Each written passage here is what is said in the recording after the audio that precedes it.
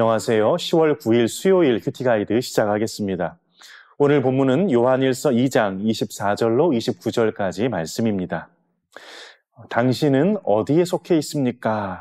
이런 질문을 던지면 우리는 자연스럽게 내가 어디에 소속되어 있는지 떠올려 보게 되죠.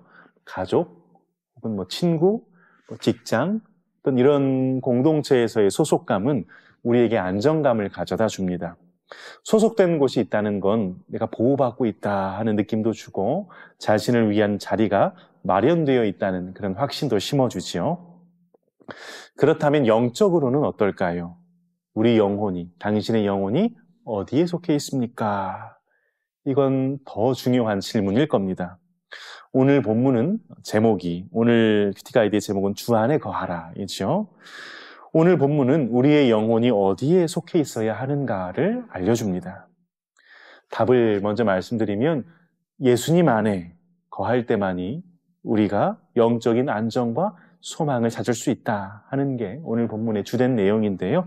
이 내용을 오늘 관찰 질문들을 통해서 좀 함께 보아가도록 하겠습니다. 관찰 질문 1번입니다. 아들과 아버지 안에 거하는 방법은 무엇입니까? 너희가 처음부터 들은 것을 너희 안에 거하게 할 때 그때 너희가 아들과 아버지 안에 거할 것이다. 요한이 이야기하지요. 그럼 너희가 처음부터 들은 것이 무엇일까요? 요한일서 2장 7절에 이미 말한 것과 같이 하나님의 말씀, 그들이 들은 사도의 복음을 가리킵니다. 관찰 질문 2번입니다. 하나님께서 약속하신 것은 무엇입니까? 하나님께서 복음을 통해 신자들에게 약속하신 것은 영원한 생명이지요. 그런데 이 영생은 단순히 시간적으로 영원히 산다는 걸 가리키지는 않습니다. 그렇게 따지면 불신자들도 영원히 삽니다. 영벌에 처해져서 지옥에서 말이죠. 이 영생은 예수 그리스도와의 그 생명의 관계에 들어가는 것, 그분과 더불어서 먹고 우리가 그분 안에 거하며 사는 생명을 가리킵니다. 부활이요 생명이 되시는 예수 그리스도와 믿음을 통해 연합한 자들은 이미 그 생명을 부여받았고요. 지금도 누리고 있고요. 그 생명을, 예수 그리스도와의 친밀한 그 관계의 그 생명을 영원토록 누려가게 됩니다. 관찰 질문 3번입니다. 주님 안에 거해야 하는 이유는 무엇입니까? 우리가 주님 안에 거해야 하는 이유는 28절에 예수께서 강림하실 때 우리로 담대함을 얻어 그 앞에서 부끄럽지 않게 하려 함이다 말하고 있죠. 예수님이 처음 오신 건, 즉 초림은 예수님 구원자로, 구원을 위해 오신 겁니다. 그런데 예수님께서 다시 오실 때, 재림하실 때는 심판주로, 심판을 위해서 오십니다. 그 정확하고 또 엄중한 심판 앞에 우리가 부끄럽지 않을 수 있는 이유는, 유일한 근거는 우리가 행동을 바르게 하고 처신을 잘하고 이런 데 있지 않고요. 우리의 구원자가 되시는 예수님을 믿고 예수님을 의지하는 것, 다른 말로 하면 예수님의 말씀 안에 거하는 것, 그것뿐입니다. 만일 예수가 행하신 참된 일, 그 복음이 우리 마음 안에 들어있다면, 즉 우리가 진리 안에 거한다면 주님의 재림이 두렵거나 놀랍게 다가오지 않고요. 실제로 그 심판의 날에 신자는 수치를 당하지 않을 겁니다.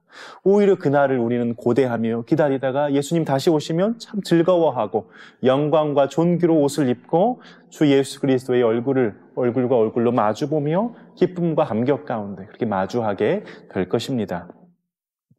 연구와 묵상 4번입니다. 내가 가르침을 받아야 하는 이유가 무엇인지 묵상해 봅시다. 요한은 요한일서 2장 20절에서 너희는 거룩하신 자에게서 기름 부음을 받고 모든 것을 아느니라 이렇게 표현했는데요. 성령께서 우리의 유일한 스승이 되십니다. 성령께서 말씀을 조명하신다는 말을 한 번쯤은 들어보셨죠?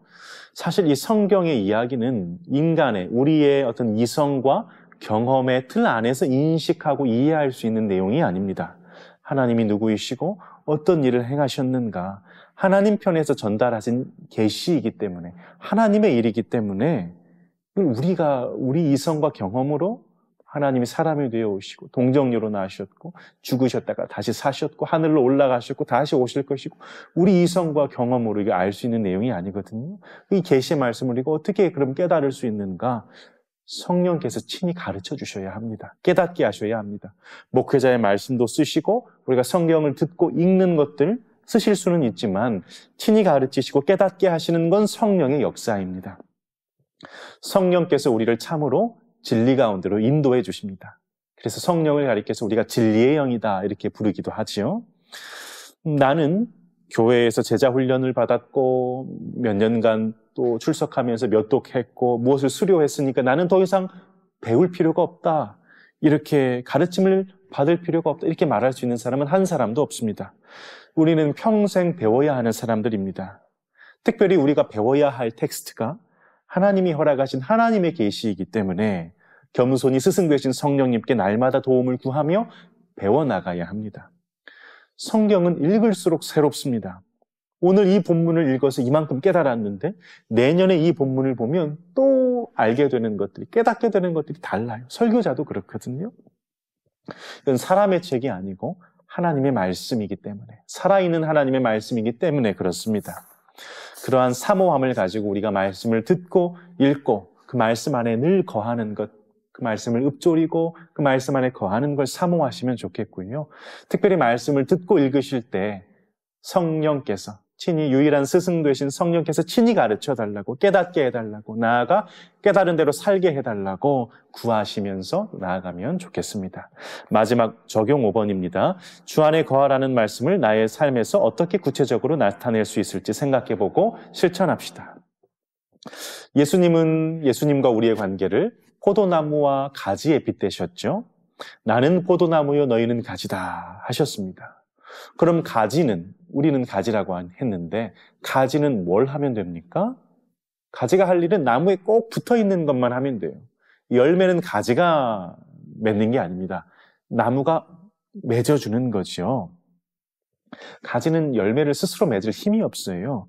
그저 나무에 붙어있을 때 나무가 필요한 양분도 수분도 공급해주고 모든 걸 공급해 주어서 열매를 비로소 맺게 되는 겁니다. 주 안에 거한다는 건 예수님에게 붙어있는 걸 얘기합니다. 그럼 내가 오늘 이 5번 질문은 이렇게 바꿔볼 수 있을 거예요. 내가 어떻게 하면 예수님에게 더 잘 붙어있을 수 있을까? 물리적으로도 적용해 볼 수 있겠죠. 내가 새벽 예배에 참여하겠다. 내가 주일 예배, 모든 공예배에 참여하겠다. 교회 목장 모임, 소그룹에 참여하겠다. 내가 물리적으로 주님을 더 기억하고 가까이 붙어 있어야 되겠다. 이런 결단을 해볼 수도 있겠고요.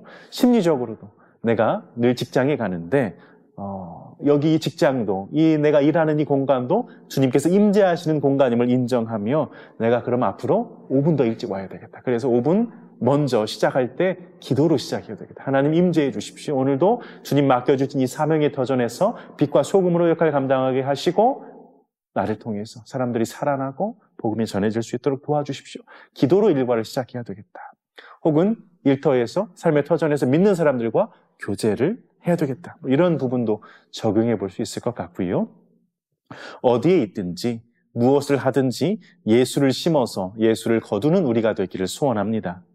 예수님의 생각이 우리의 생각이 되고 예수께서 바라보시는 곳을 우리가 바라보게 되고 예수께서 느끼시는 것을 우리가 느끼게 되므로 예수님을 닮아 예수님의 성품대로 살아내므로 하나님께는 영광이 되고 주위의 이웃들에게는 기쁨이 되는 풍성한 열매로 하나님과 이웃을 기쁘시게 하는 저와 여러분 되시기를 간절히 소망합니다.